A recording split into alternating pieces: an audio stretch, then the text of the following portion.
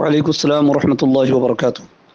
آپ نے یہ سوال کیا کہ آپ کے گاؤں میں ایک صاحب نے بیوی کے رہتے ہوئے دوسرا نکاح کر لیا، جس کی وجہ سے گاؤں والوں نے پنچایت بیٹھا کر اس کو گاؤں سے، برادری سے، جماعت سے بند کر دیا، اور یہ کہا کہ اب تمہیں برادری میں رہنا ہے تو ڈنڈ دینا پڑے گا 51,000 روپے، اور وہ شخص جو ہے 51,000 روپے دینے کو تیار بھی ہے، تو کیا اس پیسے کو مسجد میں لگا سکتے ہیں؟ یہ بھی آپ نے اس میں لکھا کہ گاؤں والوں کا یہ اس لیے کرنا ہوا تاکہ دوسرا آدمی یہ حرکت نہ کرے۔ تو جواب یہ ہے کہ اس قسم کے کام کو روک تھام کے لیے لوگوں نے جو طریقہ اپنایا ہے وہ اپنی جگہ پر ہے۔ کہیں کہیں پر یہ باتیں بڑی بیکار سمجھی جاتی ہیں، جرم سمجھی جاتی ہیں، معاشرے میں سے خرابیاں پیدا ہوتی ہیں، کہیں کہیں لوگ یہ سمجھ رہے ہیں۔ رہا سوال یہ کہ شریعت کے نزدیک اگر اس کو دیکھا جائے تو شریعت کے نزدیک یہ کام ناجائز اور حرام نہیں ہے، مگر شریعت میں یہ کام فرض اور واجب بھی نہیں ہے۔ یہ کام شریعت میں فرض اور واجب بھی نہیں ہے کہ کرنا ہی پڑے گا، اور ناجائز اور حرام بھی نہیں ہے۔ اگر کسی نے ایسا کیا ہے تو وہ اللہ اس کے رسول کے نزدیک گنہگار اور مجرم نہیں ہے اس کام کو لے کر۔ یہ ہے مسئلے کی بولی۔ اب معاشرے میں آپ کسی چیز کا روک تھام اگر کرنا چاہتے ہیں تو آپ اپنا طور طریقہ استعمال کر رہے ہیں، وہ اپنی جگہ پر ہے، مگر اتنا یاد رکھیں کہ آپ کا طور طریقہ، آپ کی جو بندش ہے، اگر وہ شریعت کے خلاف جائے گی تو آپ مجرم بنیں گے، آپ گنہگار بنیں گے۔ یعنی معاشرے کو سدھارنے کے لیے آپ شریعت کے خلاف کوئی طریقہ استعمال نہیں کر سکتے۔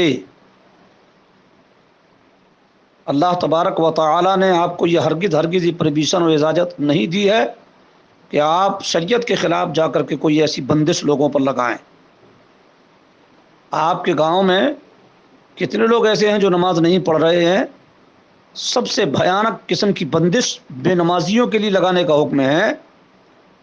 آپ کے گاؤں میں کتنے ایسے لوگ ہوں گے جو زکوٰۃ نہیں ادا کر رہے ہیں، روزہ نہیں رکھتے ہیں، شریعت کی پابندی نہیں کر رہے ہیں، علل اعلان گناہ کر رہے ہیں۔ اس کے تعلق سے بھی آپ لوگوں نے کبھی کوئی قدم اٹھایا؟ آپ لوگوں نے کوئی بندش لگائی کہ جو بے نمازی ہے ہم اس کے گھر میں آنا جانا بند کر دیں گے؟ شریعت کے خلاف علل اعلان جس کے گھروں میں شادی بیاہ کا کام ہو رہا ہم اس کے آنا جانا بند کر دیں گے؟ اللہ کرے کہ آپ لوگ ان سب کاموں پہ بھی قدم اٹھائیں تاکہ معاشرے میں یہ گندگیاں بند ہوں اور لوگ اللہ اس کے رسول کے ذکر میں لگ جائیں۔ افسوس ہے ہماری قوم کو کہ ہماری قوم یہ سب کام نہیں کرتی۔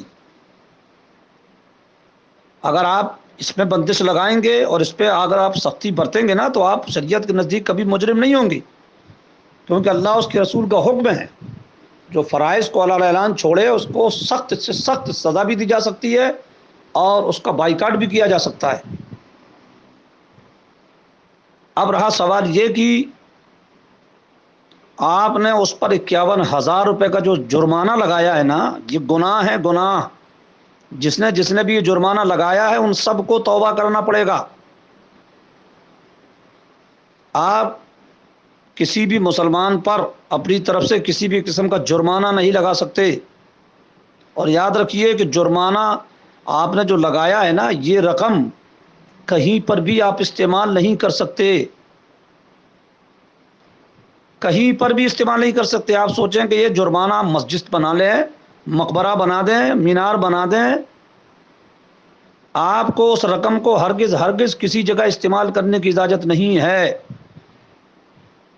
وہ خیانت ہے، وہ اس کا مال ہے، زبردستی آپ نے چھینا ہے۔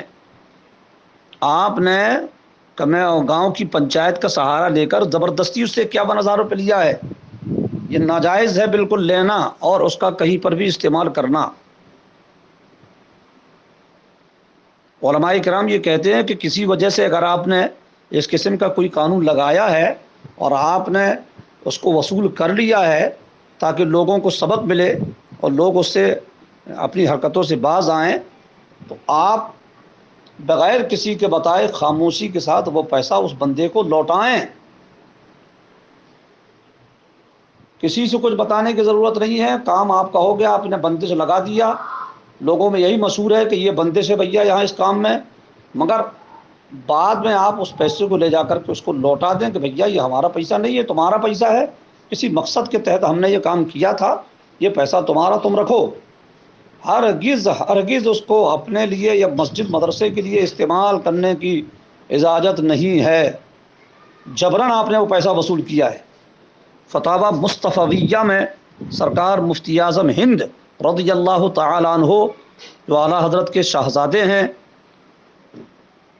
نام تو سنا ہی ہوگا آپ لوگوں نے مفتی اعظم ہند کا، انہوں نے باقاعدہ طور پر اس کا جواب لکھا ہے اور کئی کتابوں میں اس کا جواب موجود ہے کہ اس طریقے سے جو جرمانہ لگایا جاتا ہے وہ جرمانے کی رقم کہیں بھی استعمال نہیں کی جا سکتی ہے، اس کو لوٹانا ضروری ہے۔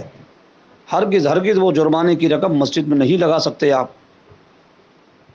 لوگوں، آپ کے معاشرے میں اس قسم کے کام نہ ہوں کہ جس سے گھر بگڑیں، آپ اس کے لیے اپنے حساب سے دوسری بندشیں لگائیں، روک تھام کریں، وہ سب ٹھیک ہے، بالکل ایسا کر سکتے ہیں آپ تاکہ لوگوں کے گھر برباد نہ ہوں، لیکن آپ شریعت کے خلاف جا کر کے کوئی بھی بندش ایسی نہیں لگا سکتے ہیں کہ جس میں آپ خود مجرم ہو جائیں۔